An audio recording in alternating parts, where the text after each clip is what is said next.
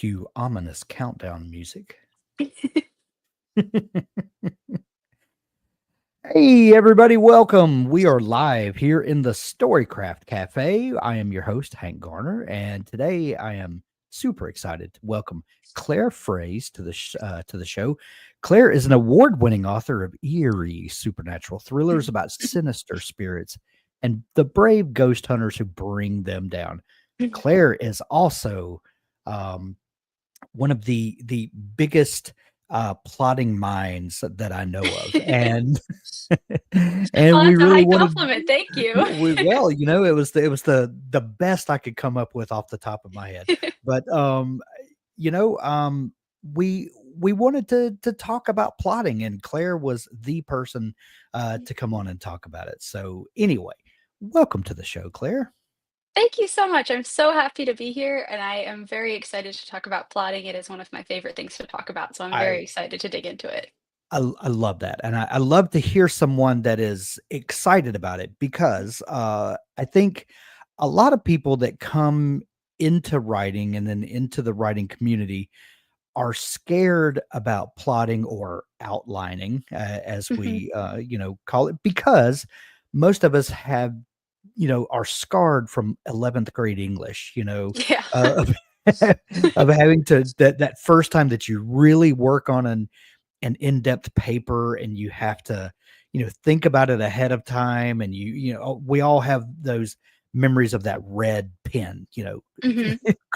and so we come into writing, and we bring that baggage with us, and so we're kind of scarred about outlining or plotting, and we're also kind of scarred about working with an editor, and that's a whole different conversation, but I think they're linked, you know Mhm. um and so when I see someone that is as passionate about plotting or outlining as you are, and uh,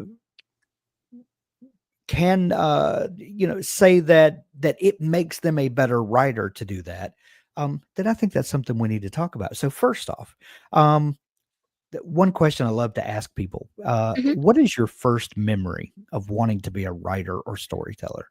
Oh man, that's a really good question because I have wanted to be a writer for as long as I can remember. I was that kid, and I know every writer says that, but I was that kid in elementary school that would always like steal away because I went to a Montessori school and I had a lot of flexibility in how I could structure my day. And so the only mandatory thing for us to do every day was that we had to do our math lesson, and everything else we could just do whatever we wanted. So I'd very quickly do my math lesson, and then I would grab my big stacks of composition books and then just Yeah. tuck myself away for the rest of the day and just write. And like I'd fill composition books. I'd have like triple, like quadruple decker little books filled with all these stories that I was writing. And I'd say that probably some of my earliest memories would be writing those. Like we would have to write them in cursive and illustrate them. And Yeah. I would write all of my little stories about dogs that I would find in the woods, and they were all kind of animal themed, and then bind them and take them home and give them to my parents. Is like, I just wrote a book today. And so I didn't think I would still be doing that all these years later, but I'm very grateful to be able to have built a life and a career out of this. And I it's really what I love. I've talked to so many writers over the years, and there definitely is a common thread that runs through the writer community. People that would write books and bind them themselves, and Hmm. I'm a writer, and it's this early confidence. I don't know if it's because you don't know any better, you don't know the obstacles that lie ahead, Hmm. or if it's just this innate desire to create something. Yeah. It uh, but another thread that I've noticed through the writer community is that a lot of times when we're very small and we go to the library or bookstore or something, books just seem to be ethereal things that just kind of pop up out of nowhere. And Hmm. then one day you realize that someone wrote this book. And then as you Yeah. kind of get more mature and think about it, you think that, okay, other people publish this book, and then there are people that bind the book, and then people that ship the books, and then people that sell the books, and you Hmm. realize that there's a whole host of people that are involved in this process. And one thing that I like to think is that when you have that realization and you realize that a person wrote this book, then if a person did it, I'm a person. That this is something that I could do, and all of a sudden that becomes attainable. And even though it's a specialized skill and all of that, if someone else did it, surely I can do it. And that's an empowering thought as well. Absolutely. That is exactly what went through my head when I was 13 and I decided to write my first book like in entirety. I ended up publishing that book when I was 16, but that was my whole process was just like I love all of these books so much. I have so much love in my heart for all these stories. If Yeah. other people can do it, why can't I? And then that's what kind of launched me into learning how to write and also then to self-publish, and then my whole world expanded as I realized how many people go into all the different like elements in publishing and all Yeah. the designers and the distributors. And yeah, I definitely know that mindset very well. Did you say that you published a book at 16? Yes, yeah, I published my first book at 16. That's amazing. Thank you. It's really interesting because most people take a sort of circuitous route. They when they're young, they know, okay, I am a storyteller. I would like to do this, but you get busy paying bills and raising Mhm, families and all of that, and you collect life experiences over here and everything, and then you come back around to writing. mhm. It's a much smaller group who have a singular focus that all I ever want to accomplish is being a writer, and they pursue that. And publishing a book at 16, it seems like you fit into that camp. I've always been pretty obsessed. I'm like, Yeah. this is what I want to do. This is what I love to do. I just want to make a life doing what I love to do. And I have so many stories that I want to tell. And I've been very, very focused on trying to make that happen. I love it. So we mentioned earlier that you like to tell paranormal stories and and Mhm. and thriller stories. Has that always been your focus, or have you explored other genres? Like, tell me about the kinds of stories you love and how you want to tell those stories. So the first book that I wrote, the one that I wrote in high school, was a Yeah, dystopian, just because I was a huge fan of The Hunger Games and The of Maze course. Runner and all of the Yeah. kind of big teen dystopian books. And then I went to college, and it was while I was in college that I fell in love with paranormal and I fell in love with ghosts, and using ghosts as both like a literary device to explore different element like things in humanity and like in the psyche, and using ghosts to explore trauma and like just all sorts of different like there are so many they become a really cool literary mechanism. And I was reading books like Beloved and all these really cool like ghost stories where they use the supernatural in a very interesting way. And so that really captured my imagination, and that sparked the idea, or just like kind of thinking about ghosts in that way sparked the idea for my book They Stay, which I published just right after graduating college and Mhm. turned out to be book one in a 5-book paranormal thriller series. And so for the past couple of years, I've been working in the paranormal space just because I've been working on that series and I love it. But I just wrote this year a new book one for a new paranormal series. So I think I've just kind of started. I haven't always loved the paranormal, but for quite a long time now, since I was Yeah. a freshman in college, I've been really interested in the supernatural. Okay, I didn't intend to talk about this, but since you brought it up, I have to know. Um, I did write one ghost story for an anthology a while back, but I never thought about it the way you just described it, as ghost stories to explore all all sorts of things about the human condition and the Mhm. psyche and things like that. I've never thought about it that way. Expound on that for a minute, if you would. Like, what is it about these types of stories that lend themselves specifically to exploring the human condition in that way?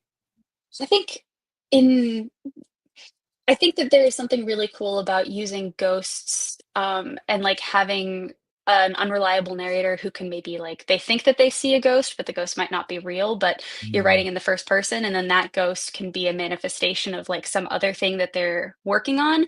And so you yeah, can project a lot of the inner turmoil that a character is going through onto something supernatural, and like show like a character who's dealing with mental illness or like who's fracturing from reality or who's gone through a traumatic event, and how they deal with the ghost is almost how they're like dealing with that inner part of themselves. and I find that really interesting. And I wrote my senior thesis in college and wrote like a story kind of like that, where it was like a girl that was dealing with a lot of trauma, and she Yeah. kept thinking that she saw this ghost. And it was like the way that she was talking about the ghost and how she was like trying to capture and like get rid of the ghost was really just a reflection on how she felt about herself, but she wasn't self-aware enough to really know that. So I think that's one really cool way to deal with it. And another one I've really enjoyed playing around with this idea that the reason that ghosts stick around as ghosts is because they have unresolved trauma. And like it's not necessarily Right. that the ghost is like this always this big bad scary presence, and that actually like some of them can be more misunderstood and some ghosts can be friends, and it's not just only like ghost horror. In my series and They Stay, I actually kind of tried to flip the original or like the stereotype of having the ghosts be evil, and instead made all of the humans around the main characters the source of the evil in the story, and then the ghosts were more like helpful friends, so that the horror was like more realistic horror, and then all of the paranormal was like they were kind of in the land of the paranormal. So Yeah. I think there are just a lot of different ways that you can play with it, and I find it a really interesting narrative tool. So yeah, I've always been drawn to it because of that. I love that. Ever since Gillian Flynn published Gone Girl, we've been trying to Oh figure yeah. out how to use the unreliable narrator and Hmm. to use it in a way that people don't suspect anymore. And I love that Yep. idea of the ghost story being a way that you can have an unreliable narrator that's completely sincere Hmm. and still be unreliable at the same Yeah. time. I love that. I'm gonna write that down as something to employ somewhere. Um, so you started writing and publishing in high school. Were Mhm. you always a plotter? Did you always is this something that when you first started telling stories, did you think about the need to plan it out ahead of time, or did you start like a lot of people do and just kind of writing by the seat of your pants?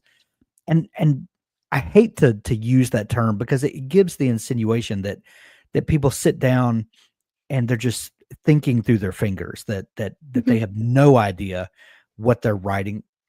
And the reality is most people know what they're gonna write. They don't know all the decisions they're gonna make ahead of time, but most people have an idea of where they're going, even if they don't know how it's gonna work out necessarily. So, Yeah. how did you approach writing in the beginning? In high school, I wasn't really as much of a plotter as I am now. I didn't Yeah. know as much about plotting, and plotting is really something that I've grown into. I did start playing around in like kind of maybe at the toward the end of high school with another project that I was working on with some plotting, because I'd written this book and I liked it, but it was just never sitting right for me, and it was just the timeline was confusing, and I kept getting like really confused in the details of the plot and how everything was working together, because I was working in like flashbacks, like part of it was in flashback and part of it was in present day, and I was just Yeah. getting all jumbled. So I started kind of playing around with some plotting there, just trying to get organized, because when I get really overwhelmed when writing, all of my motivation dies. Like if I'm dealing with too many unknowns, then I get really flustered and confused. So I started dabbling a little bit in plotting then, but it was really in college that I learned about plot grids and really dug deep into plotting and trying to figure out methods that have worked for me. I was really, really rigid with my plot grids for like pretty much every single book in my series. I was very, very diligent with my plot grids, and I have developed over the course of writing those books a method that really works for me. And that method has changed a little with every book that I've written, just as I've learned more and grown. And now I feel confident enough to be able to know when I need to use like different types of outlines, and just how to use all these different tools, kind of like I'm adding different things to my toolbox, and then I can employ like use them whenever I want to. But I would say I'm a little bit more relaxed now in a lot of like with a lot of plotting, just because I've internalized a lot of understanding of story that I didn't have Mhm. before. But I was really, really into plotting and very structured with it while I was in college. And I still am now. I can't write a book without a very solid plot, but it's Yeah. definitely, I've backed off of it just a little bit because I feel like I have a little bit more of it in my head. Sure, sure. Yeah, and I think that's a natural progression that as you learn, how to think about structure and by mapping out your structure, it helps to solidify those things, and then after you've done it and done it and done it, it kind of becomes rote. It becomes part of your thought process and your Mhm. planning process.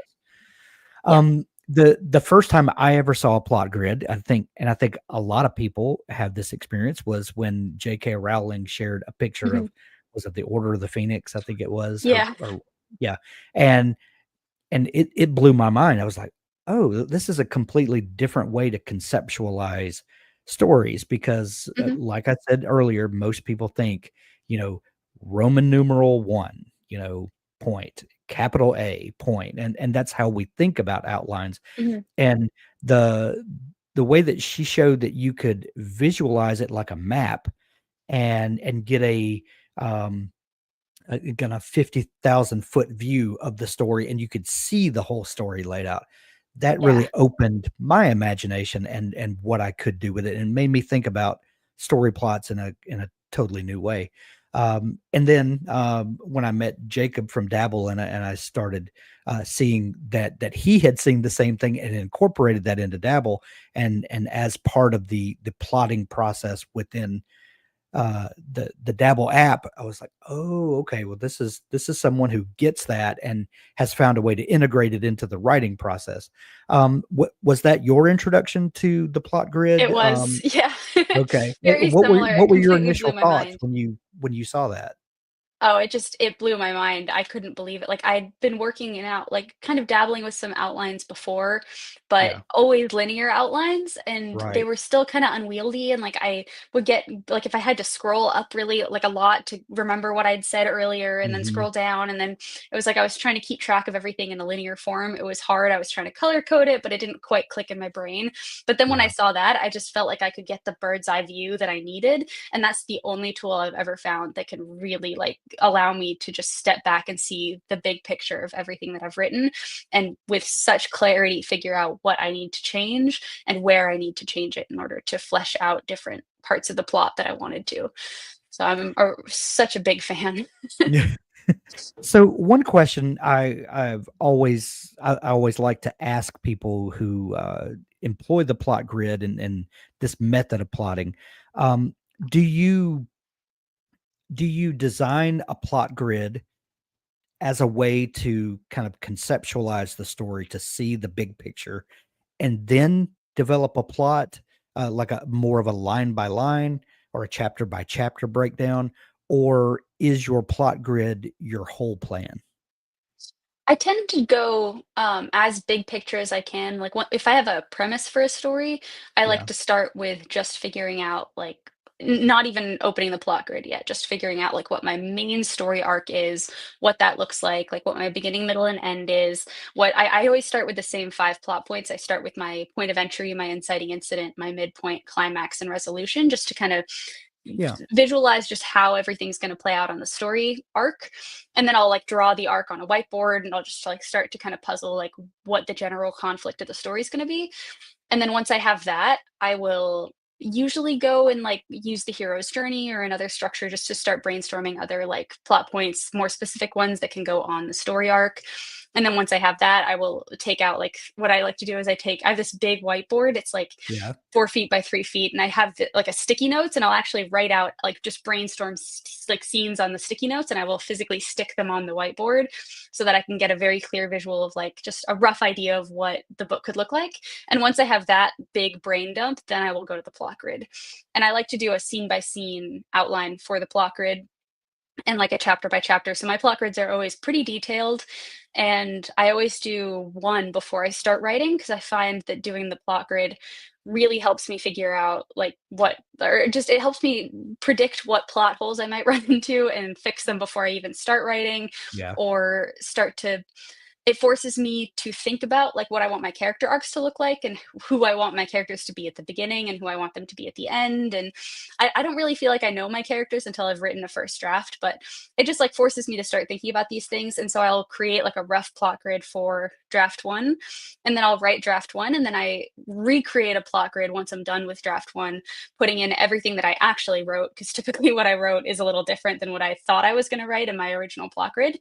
And then I Right. will use it as a revision tool because I can see everything from a bird's eye view in the plot grid, and I can say, okay, well, I didn't have the characters like they were supposed to be in, like there was supposed to be a romantic subplot between character A and character B, and they didn't really interact for this big chunk of chapters. Like, how am I going to advance their relationship in this section? Or I can very clearly see the holes in the book, and Right. so I go in and I put all of like I try to fix everything in the plot grid, and then that becomes my revision plan for draft two. Gotcha.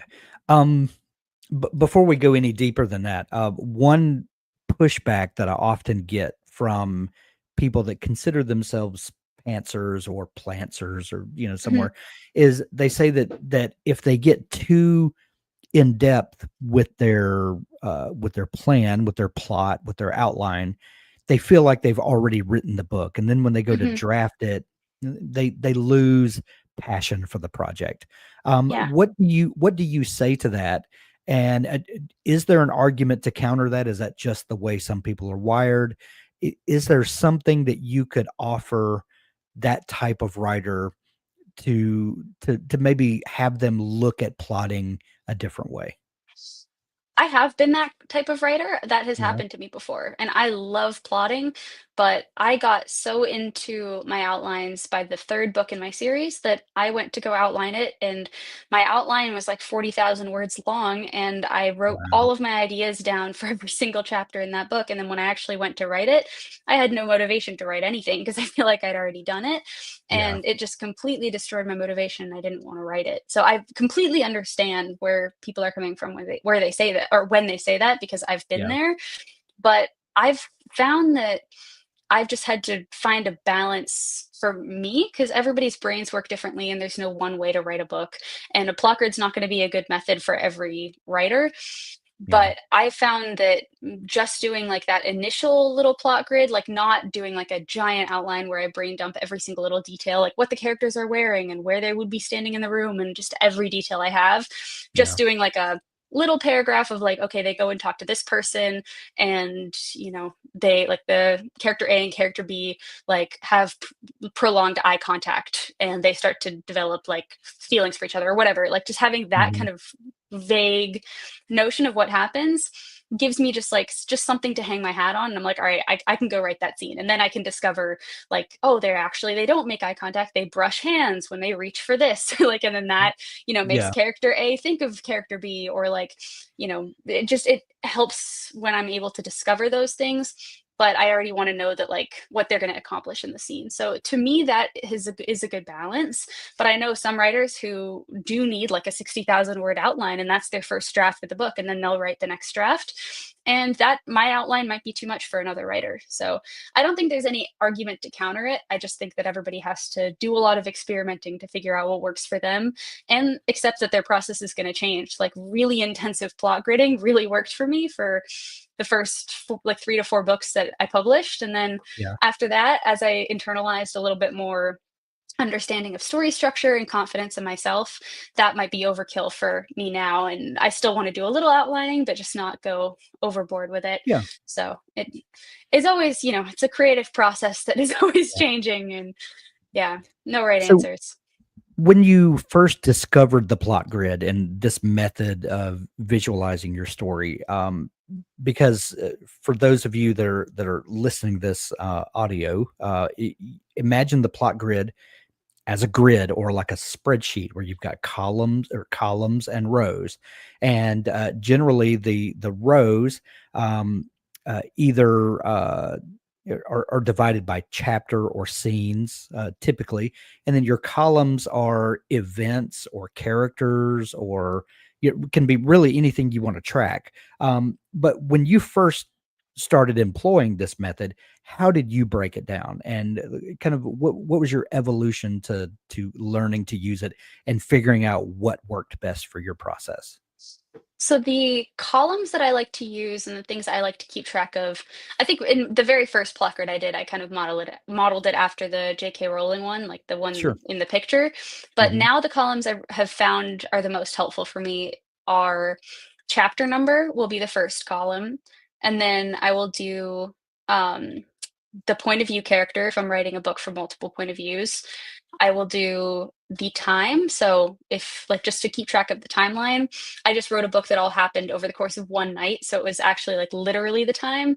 Or if it's over the course of multiple weeks or whatever the timeline is, like putting in the time that it happens in.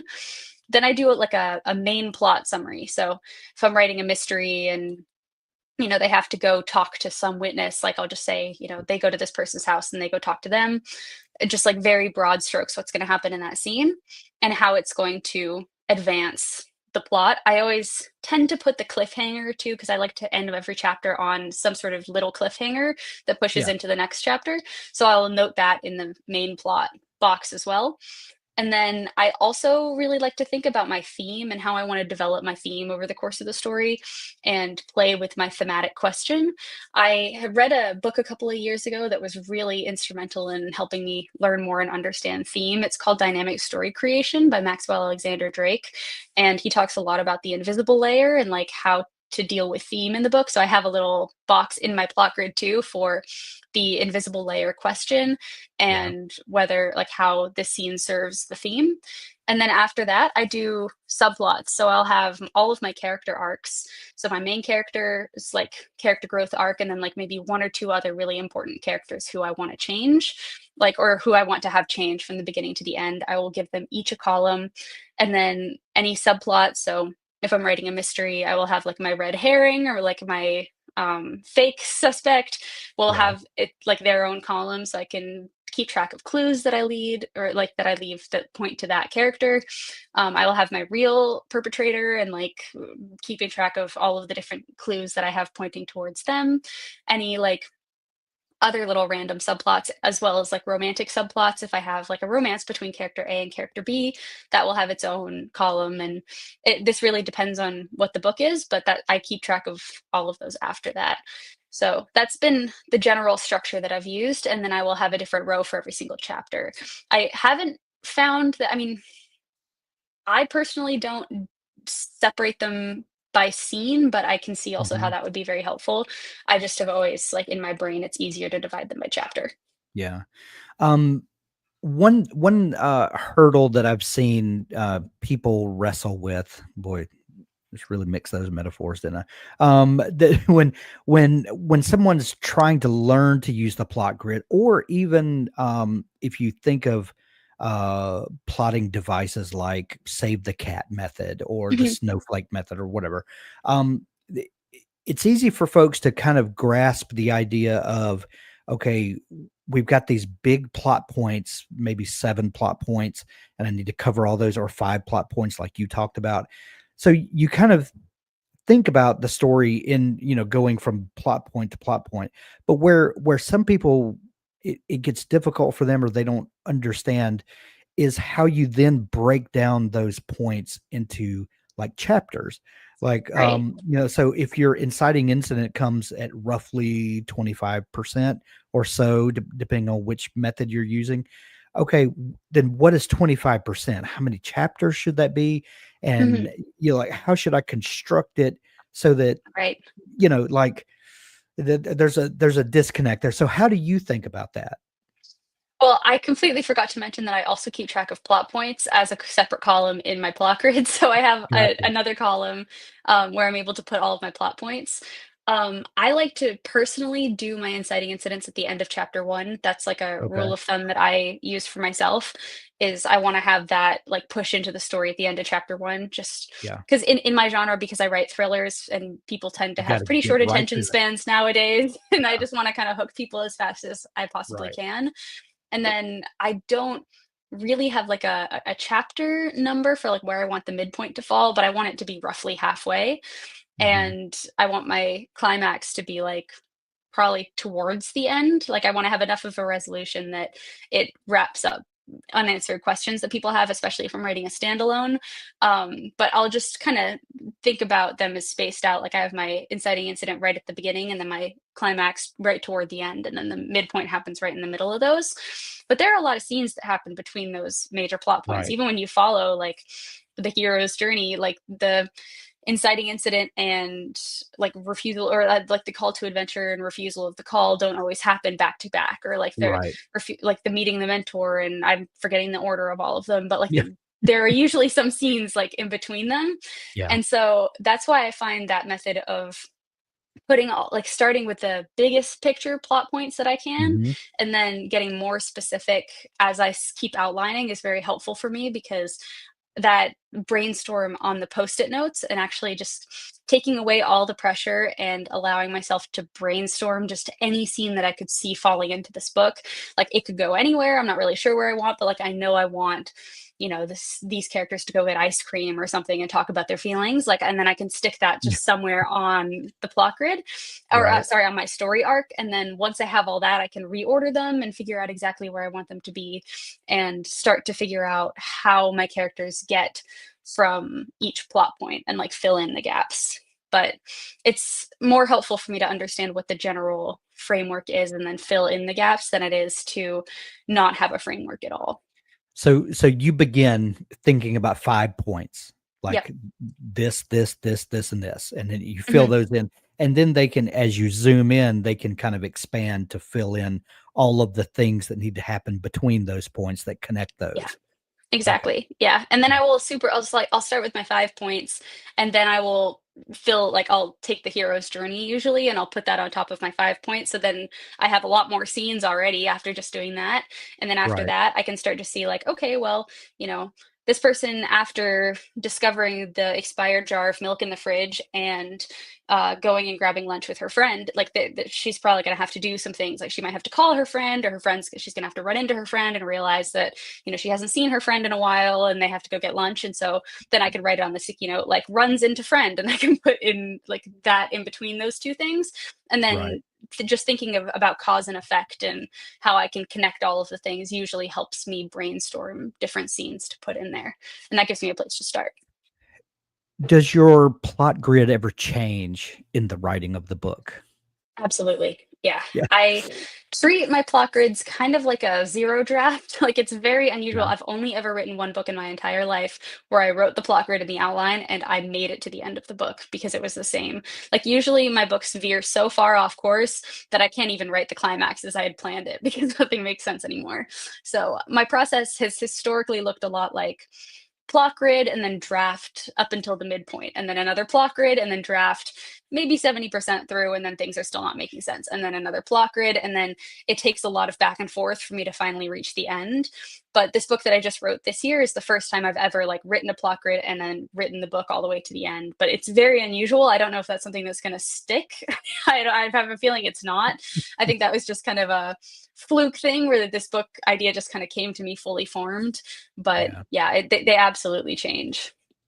That that's another thing that that people don't understand, or are intimidated by, is that they feel like that once this plot grid is written down, that if you have an idea that happens in the midst of writing that first draft, well, I can't chase that rabbit because this is not what my plan says, and they feel like, well, if I just chase every tangent that comes along, then what good is having a plan? So um how do you think about the rigidity of a plan and the freedom to to work within that, while, like, keeping the structural integrity of the plan, while also having the freedom to just be a human who imagines stories, as you're writing, like I think these are two poles that people think are opposites and diametrically opposed, when really there's a freedom between those, that, like, Hmm. the plan helps you to be creative in a weird way that Yeah. people don't always understand. How do you think about that? There's that famous quote that first of all, I love that question. That's a fantastic question. There's this quote that I really like, and I think it might be an Eisenhower quote. I'm forgetting exactly who said it, but I think it's like, the plan is useless, but the planning itself is indispensable. And like Mm, just the idea love that. of taking the time to create the plan is way more useful than the actual plan that that you get. I like the forcing myself to sit down and create a plot grid and create an outline forces me to engage with my story, start thinking about my characters, start thinking about the world. But the idea that I have at the beginning of the plot grid process and the beginning of the outlining process is never my best idea. Like it's Mm, my first idea is never the best one that I get. And yeah. I get so many better ideas when I'm actually in the text writing the story. And so it's important for me to kind of get the bad ideas out of my system. I always think of like my first attempt at my plot grid is like this might be, the most basic way I can tell this story and like the most basic, probably most cliche way because I'm like thinking of just the most like the first ideas that pop into my head. They're not the most well thought out ideas, but then as I'm engaging with the text and I'm drafting, things will just jump off the page at me that are so much more interesting and nuanced and sophisticated than the ones that I had in my plot grid, and very worth just kind of ignoring my plot grid and following those. And so I do not marry myself to my plot grids. I love to use them as a tool to try to get the ideas out of my head and just give me a place to start. But to me, the purpose of the plot grid is to get me writing. It's not to chain me down to my first conception of a story. Like the actual good version of the story is going to be the one that comes out while I'm actively working. But if I don't feel like I know where I'm going, I'm not going to be able to do the work required in order to find those better ideas.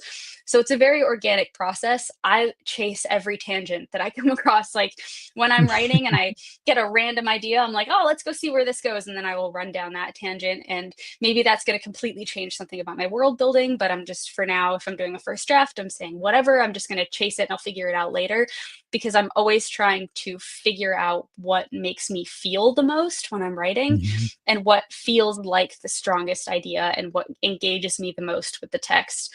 And when you're looking at a story in a purely analytical way, you're not really thinking emotionally. And when you're writing, you are like in the emotions of the character, in the emotions of yourself. Right. And people really read for pleasure and they read to feel things, at least in the genre I'm writing. Like people who read Yeah. fiction really read for fun. And your job as the author is to deliver that pleasure to your readers. And so I find that like my analytical brain is not as good for figuring out like what is going to be the most pleasurable way to navigate a story as I am when I'm actually in the scene writing it. So if I don't do the plan, then I will be too overwhelmed. I won't know where I'm going, and I'm never really going to be able to find the better ideas. Right. And the important thing to remember is the plot grid, like any other number of tools, is a tool.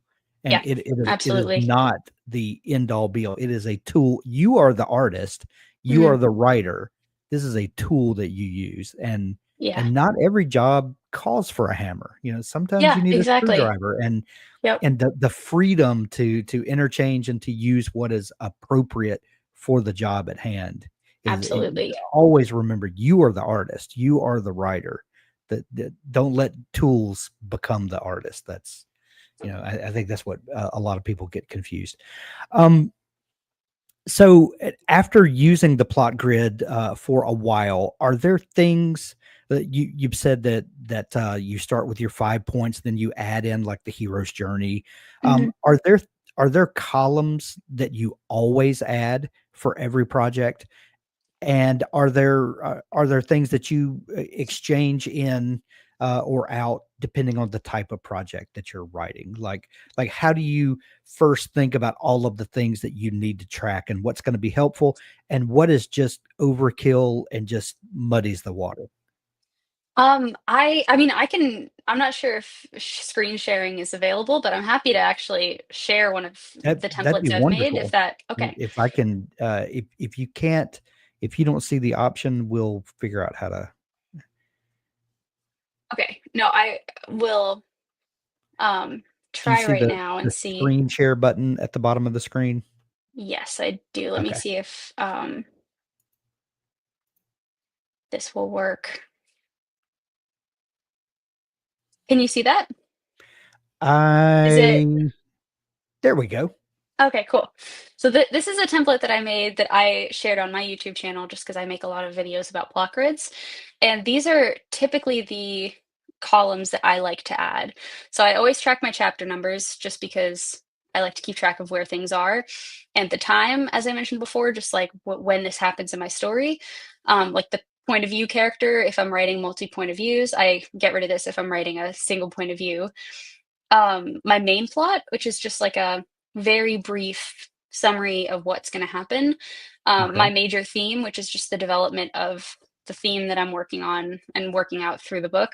And then I have different subplots. So these would be like romantic subplots, or in a mystery, like if I have a suspect, then that would be a subplot.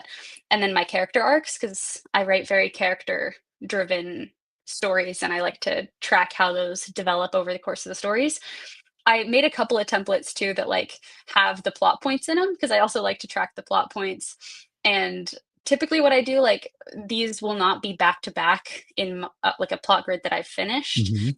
but I can add different rows in between those and typically Sure. space them out roughly like that. And then I will change it depending on what the story needs. But yeah, these are the 5 points that I use that I always start with. And then I will usually like layer in, as we talked about, the hero's journey after that. But this is typically how I start. It does change depending on what kind of book that I'm writing. If I'm writing like a mystery and I need to keep track of a lot more moving parts, then typically I will add more subplots. And if I have multiple suspects or something like that, um, or like it really depends what the story calls for. But I always start with the same general template, and this is the one that I work from. When you've gone through all of the work to lay out the story, that to lay out the plot grid, and you can visualize the whole story, then you kind of know the progression of it. Do you find yourself referring back to the plot grid often to stay on track, or is it something that like, okay, I did the work now? Um, that does the writing just flow for like how often do you see yourself going back and forth to check details and things like that? I think I would do a I would check it a lot up front, and then if Yeah. I deviate from the plot grid and I know I've deviated, then that will happen a little bit less. So if I already know that I've kind of veered off track, I won't check it as much. But if I feel really solid about my plot grid and my outline, I will check it every single time I go to write a new chapter. Gotcha. Gotcha. Um, so how many books have you written with this method now? Um, With my I think I've done, because 'cause I'm sorry, I'm trying to count because Yeah. I've also written ones I haven't published. The 2 I wrote in high school, I didn't use plot grids for, but I have my 5-book series, my published series, and then the book that I wrote last year and the book I wrote this year, so that would be, Like 7? 7? Yeah. Amazing, amazing. So how long do you spend in the pre-writing process, in working out your plot grid, kind of thinking about characters, thinking about all of the like what is the pre-writing phase? How long does that last, do you think? I think it depends on the project, but it Yeah. typically takes me like maybe between 2 and 3 weeks, really to just but it depends what else I have going on at that time and also how I feel about a project. Like the book I just wrote, I just came to me fully fleshed out and like I really just had a very strong feeling. I knew where I wanted this to go and who the characters were, and I just understood them all very clearly, like right off the bat, which is very unusual for me. And so after about 2 weeks, I was really just dying to start writing. I'd already done my plot grid and I just wanted to start getting words on the page. And then with like the 5th book in my series, probably spent like a good month and a half just really going through my plot grids and my outlines and digging into it because it was the last book in the series and I wanted to make sure that everything was tied up exactly right because I knew I wouldn't have any chances to go back and change things after that. Like I wanted to really stick the landing. And so I spent Yeah. a lot more time thinking about every single permutation and trying to figure it out. So it kind of depends on the project. Because as you said, it's like all about having the tools in your toolbox. Right. It's and then depending on what the project is, you can decide how you want to deploy them. Well, one thing that I've been guilty of in the past is getting excited about a project and really excited to write that first act, Yeah. and things are just on fire, and then Hmm. you get to and you kind of run out of steam because well I don't know where it's going now, and you just Yeah. kind of so I have a lot of those projects, that um I can write a first chapter like nobody's business, Yeah. but making yourself slow down and think through the process Hmm. is a talent that has to be worked on, Yeah. because the excitement is there and you want to, write the shiny thing, but Yeah. is that ever a temptation to, okay, just let's Absolutely. let's think let's think about it before we just run off half cocked, is that Yep. um yeah, Yeah, I won't let myself actually start writing a project until I understand how it's gonna end and, like, I understand generally what the story arc is gonna be, and really until, like, I have my plot grid. That's my general rule. I'm like, until I've actually put together a plot grid, I'm not allowed to start writing, and by the end of me putting together the plot grid, it is hard, it takes a lot of self-control because 'cause I'm just dying to get to actually writing. Because I love plotting is really fun to me, but I love writing more. Like, that's my favorite part of this whole process is just being able to bring my outlines to life and breathe life into the characters and just figure out every single little detail of their interactions. And that's the part that I really love. So I have to use a lot of self control not to rush into it and start because I know exactly as you said that if I jump the gun too quickly, then I will end up in the second draft or second act not knowing where I'm at, not right. knowing where I want to go, and then being overwhelmed and frustrated. So I need to know where I'm going after Act One in order to propel me through the rest of the book. We got a great question from Julia. Do you mind taking this question? No, not at Um, all. Claire, how do you handle revisions? Do you update the plot grid with the version you actually wrote, or like how does your plot grid affect revisions, or does it factor in at all? My plot grids are very helpful. It's probably the most helpful tool that I used while revising. I Yeah. like to make my plot grids in Google Sheets or in Excel, and then I will create a new tab for every draft of the book. So if I'm doing just so I can keep track of every plot, like version of the book that I've done. So I have like I'll have my initial plot grid on tab one, and then if I'm ready for a revision, like let's say I've written it, but I kind of veered off course and I kind of have an ending now, but I'm not really happy with it and I'm not really sure how everything's going to hold together, I will just duplicate that tab on like in the same document. And then I will go into that plot grid and I will have my actual book that I wrote on like one side of the screen and that document on the other side of the screen and update it based on everything I'd written. So I'm not trying to like do any changes yet. Like I try to be really methodical while handling revisions. Like my first step is just write what I wrote already and just make sure that my plot grid reflects everything that I wrote, even if it's crazy, even if it doesn't make sense, even if it's kind of dumb. Everything that I wrote actually goes in the plot grid because then I have a way that I can deal with all of it without getting bogged down in all of the text. Because I also write really long drafts. The book that I wrote this year is supposed to be like 100,000 words or less. It's now like 220,000 words because somehow it's getting longer in my second draft. And like all my chapters are like 6,000 words plus when they should be 2,500 words. Like it's dumb. But me trying to figure out, like, parse through all of that text when revising is confusing and it gets me all lost. So in a plot grid, having just like the summaries of everything and being able to work in the bird's eye view is very helpful to me. So once I have that and I've taken all of the stuff I've written and put it into a new tab, then I work on actually moving it around. So I don't duplicate again. I just work in that same document and I change it to writing what I want the story to be. And I can actually look at problems in the plot grid and I can just change things around. Like if there's a big gap in a subplot or if I forget about a subplot, which sometimes happens, I will go in and I'll just spend time like on that one column and figure out all the different things that have to happen in that column and figure out where all of those things should go in the different chapters in the book. Or if there's something I want to foreshadow or like hint at, I put everything in the different column. And that typically helps me because at the end of that process, I can take that sheet and like all of the edits that I've made to the book in the plot grid. I can take that and then go chapter by chapter and revise every chapter of the book. So I typically that's how I use it to handle revisions. But it's the best revision tool I've ever found. I love it. And that's not something that you think about very often is taking the plot grid past the first draft process. Hmm.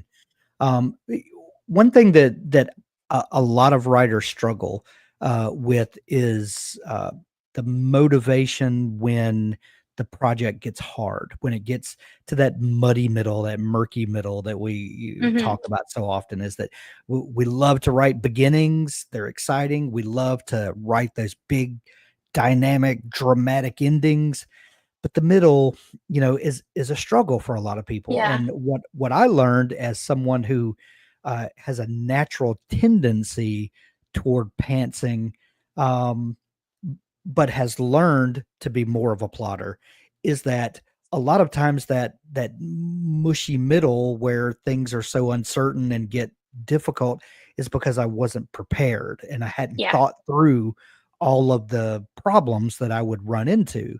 Hmm. And developing a plan ahead of time helps me to there are goals all the way through that I'm hitting, so I never feel like Absolutely. I get to that mushy part where it's a slog. Yeah. And that's a thing, like, has are there things like that that you've discovered from plotting and using a process like this that helps to keep your motivation up and to keep the project moving forward? Absolutely, like, knowing where I'm going keeps my motivation up. Like, if I am in the middle of a book and I don't really know where I'm going next, I'm not sure how I'm gonna get there, and there's a plot hole and a problem, then my motivation goes right down. But doing that work ahead of time in the plot grid and figuring out all the things that are gonna happen in the middle and how I'm going to keep it exciting, like, knowing what m my midpoint is and brainstorming interesting things that can happen leading up to the midpoint and reversals that can happen, making sure that I have reversals frequently enough in the book that it's not like just kind of a slog going to the midpoint and a slog going to the climax, that like Right. I'm revealing things and there are clues happening if I'm writing a mystery, or big changes in the stakes, or big reversals in like what the characters understand the conflict to be. Keep it really interesting, but it takes a little bit of planning to do that. Not always. Like, now that I've written this many books, it's started to become a little bit more internalized. Like, I can be writing and get an idea for something that I was is kind of unexpected that I can put into the book. But that has only come because I've spent so much time digging into plot grids and trying to figure out and forcing myself to come up with reversals, and like telling myself, all right, I need this many reversals. Let's think of how we can twist the plot, because I have went through those mental exercises. Now I've practiced it enough that I can be writing and just get an idea that just comes to me. And I think it gets easier, but it's awkward at the beginning. And plot grid is really helpful for me. And just as a tool when I was first learning all of these different story mechanisms that are now a little bit more, that come a little bit more naturally, but did not at all at the beginning. And it was a good way to force myself to learn them. Love it. Claire, you also are a YouTuber, and you Yeah. share uh, writing process advice. And what has that added to your creative toolbox? The putting yourself out there and exploring different parts of the creative process. Mhm. Has that added things to you that are were unexpected? Absolutely. I've learned a lot from talking to people in the comments of my YouTube videos, hearing different people's perspectives on things like plotting and pantsing. And just, I always approach every video that I make. I always preface them by saying, like, this is only what works for me. Every writer's process is different. And the only way you're going to learn how to write is by experimenting with things and then ultimately deciding what works best for you and your own brain. But it's really interesting to see and hear from people whose brains all work so differently, because there really is no one way to write. And just having kind of a big mind meld of different people bringing their own experiences to the table. And I've been fortunate enough to be able to grow the community enough that people are like actually responding to each other now and helping each other out when they come up, like, run into issues with writing. And that has been really, really amazing and has added a lot to just my understanding of writing, as well as just it's really invigorating as a creative to hear about other people's projects and what they're working on and how they're working through things. Um, I would say that it's definitely helped me step out of my comfort zone. I am very introverted, and learning to get comfortable in front of the camera is something that has taken me quite a long time. But it's, I mean, in today's day and age, because everybody, like, there's so much on the author's shoulders to do their own marketing and to put themselves out there and to Oh be on yeah. social media and be in front of the camera, that it's kind of a little hard for people who want to be writers because they just want to sit inside their house all day and not talk to anyone and just like be writing their stories alone with nobody bothering them. That kind of, the day of that writer is unfortunately kind of over. And Yeah. so it's really forced me to get more confident in myself and putting myself out there. And so that's been a really great skill. I mean, if you compare my recent videos to like my first video, I didn't know how to use the technology. Like my face was this far away from the camera. You could like see every single pore in my nose. I was like whispering, it was really not, it was pretty unfortunate, but yeah, that's definitely helped me grow as a human being as well, and own my space a little bit more and be able to conduct myself in spaces around other human beings instead of just being the person that wants to stand in the corner all the time. Yeah, that's the author's journey in 2025 is not what a lot of people imagined it to be, but whether you're Yeah. indie, trad pub, it doesn't matter. You've got to put yourself out there Yeah. and yeah. So, what are you going to do? That's the world Yeah. we live in. Exactly. It's like you just have to kind of embrace it. So it doesn't come Yeah. naturally to me at all, but I've decided to just completely embrace it and just try to learn as much as I can. And there are some really great things about it too. Like it's unfortunate that you have to kind of put yourself out there and like really try to market yourself, and because that could be pretty daunting. But it's also really empowering that like every author has these opportunities now to Mhm. connect with readers individually and things like and directly, and things are more in their hands than they have been before. And so there are pros and cons, but it's not all negative. So it's actually Yeah. like I've been able to have a lot of really cool FaceTime with readers and be able to engage with them directly and like find them directly through social media and things like that. And so that's been really interesting. And it's taught me a lot about marketing and what people actually respond to in marketing and how to play off of people's emotions too when talking about your books, and like what videos actually go viral and what videos don't. And Yeah. I'm by no means an expert in it, and I'm still really trying to learn, but it is an interesting world that we live in now. Yeah. Well, one thing that I've found to be true is that you don't have to be an expert at everything, but the Hmm. best way to learn something is to uh, kind of dissect it and prepare to teach that to someone else. Yeah, that's Like true. you can become an expert by learning about it to show someone else. And Yeah, that's something that a lot of people won't put themselves out there because they're like, well, I'm not really an expert at anything.